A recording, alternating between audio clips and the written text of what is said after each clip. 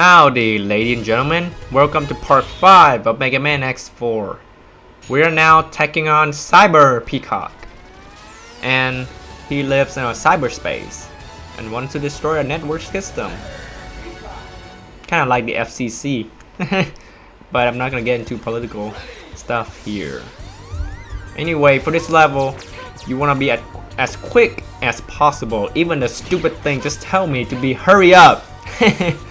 But you want to be hurry up because even though people keep telling me that slow and steady wins the race, well, slow and steady here ain't gonna win you jack crap. But you want to be quick here because you will get the best item in the stage if you get an S rank, and getting an S rank will either give you the heart tank, the energy tank, or the Dr. Light capsule as Megaman X. So this time I get myself an S rank and I will have myself an energy tank. You do not want to get caught by those yellow balls or yellow orbs. They will actually slow you down by a few seconds. But I think you're gonna be fine if you get caught by 1 or 2, but not more than that. It would just give you an A rank. I normally just get an S rank. I don't remember if you can still get the best item if you have the A rank though. But yeah, this part is kind of tricky because of those 2 yellow orbs. If you don't have soul body for defeating split mushroom, then you have to use your buster, but when you shoot them, those yellow orbs move so slow, it's gonna make you lose a few seconds and not getting an S rank at all. So this is the best Dr. Light capsule upgrade for the helmet ever. Helmet, is that it? Because it reduced your energy consumption to 0. So now I can use special weapons as much as I want. I love it. Because I'm an X fanboy. Anyway, for the second section, I'll be playing with S0. And Split Mushroom gives Zero the Spiraling Slash and the double jump, which is pretty awesome if you ask me. The double jump is just Zero's signature move now. So yeah. And the gimmick with the second section is that those buttons will turn the stage upside down or downside up, if that even makes sense. But you want to turn the stage upside down or downside up to move those electricity balls, and they're gonna open a path for you to go to the boss. So yeah, pretty easy second section. Not much to talk about. Sorry for my English. Hey, I'm warning you, you're gonna hear a lot of English. What makes you think I cannot beat you, huh? Arrogant jerk. Anyway, oh crap. Yeah, he got me on the first shot, but oh well. Anyway, this boss is pretty simple. If you have his weakness as X, you can use the soul body, and as 0, just use the rising flame sword. And the gimmick of his fight is that he's gonna teleport where you are to attack you. If he doesn't, he will teleport in the air and then try to lock onto you and attack you with his missiles, and they will chase you for a good 5 seconds, I think. But with his weakness, he shouldn't be too much trouble or too hard or whatever you say it. I don't know. But don't worry, I'll show you the legitimate fight later. And you know what I'm talking about if you play any Mega Man game before. But anyway, we learn Rakuhoha, which is the best attack for 0 in this game. It's a ground pounding kind of attack. But yeah. Anyway, we're taking on the next Maverick, and I am having trouble picking which one here. But ultimately, I decided to go with Weakness Order and take on Frost Walrus. Secret Weapon. So why is Rebel Force building weapons if they want to prove their innocence? Oh, my apologies, I failed to cut out that loading screen. But anyway, that is Blizzard Buffalo in the background. I'll be taking the upper path up the level. The upper path is awesome for farming energy for your energy tank. There's so many health pellets here, which is a good thing. Yeah, you see how many health pellets is lying around. But anyway, I'm gonna be backtrack a little bit to get myself a heart tank. If you already defeated Magma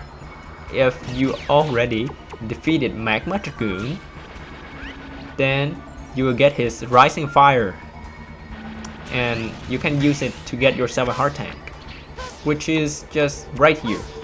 There we go. And as with any icy stage in a Megaman game, or any game to be honest, it is very icy and slippery.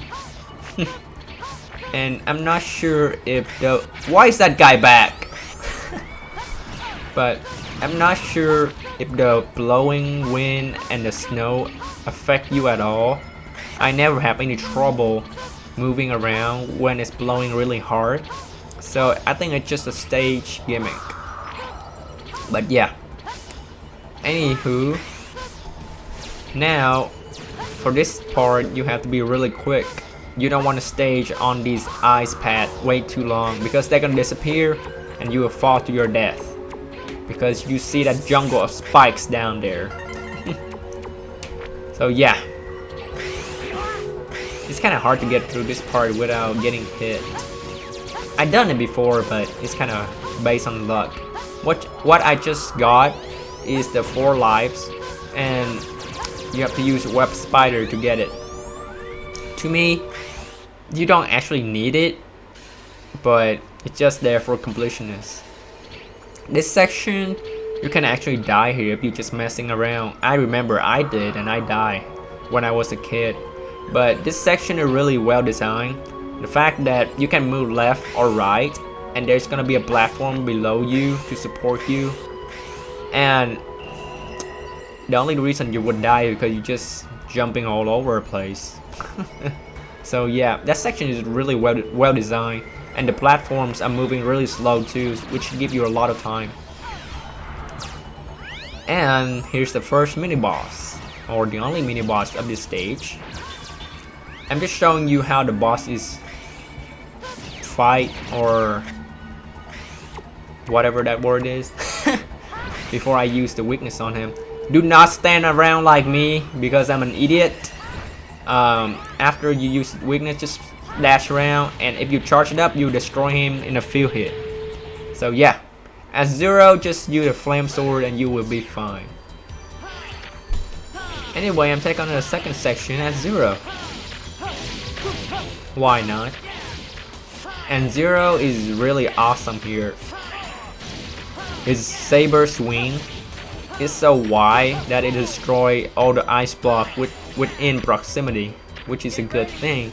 And you have to be careful though, because some ice block will actually contain enemies as well as bombs, which I just ran into. But at the very top, once the ice block will contain a weapon energy tank, and you want it for 0. For X, it's kind of useless because of the helmet upgrade, but whatever. If you're playing the second part of X, I would use Soul Body to destroy the ice block, because the Buster will just shoot forward, right? And it will only attack one enemy at a time, which is one ice block at a time, which is really suck. But yeah, so yeah, use Soul Body. And there's not much to talk about for this stage. It's a simple platforming stage. If there's a bottomless pit, you don't even need the shadow jump or dash jumping to go over it. It's pretty simple. And those white birds, the one right now, you see, I destroyed them because if you don't, that would turn the whole section of the stage into an icy mess, and I don't need no icy mess, and I failed to destroy that one. See, now the stage kinda slippery just for this little short section here, but not by much. And here we are, as far as Walrus.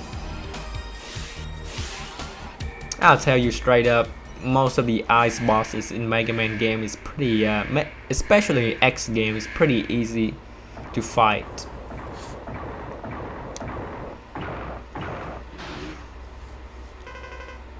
Blonde kid, Junior. Dude, you just pissed off Zero. What were you thinking? So he's weak against fire, no figure. Duh. So use fire on him. There we go. And for this boss, he would jump into you and slide into you to attack you. He would occasionally create ice block. So yeah, that's one of his attacks I just described. And when he get into half health, he will try to create an ice block to attack you, which I happen to run into for some reason. And that is a really stupid move because it just makes him vulnerable to attack. So I'm just slashing him like it's nothing. He just die. For a guy that calls Zero Junior and Blonde Kid, he's pretty crappy. So yeah. Anyway, for the special weapon that we get from him, X will create an ice block, and Zero will get a downward attack. That's about it. So I will see you in the next part. And I love this game.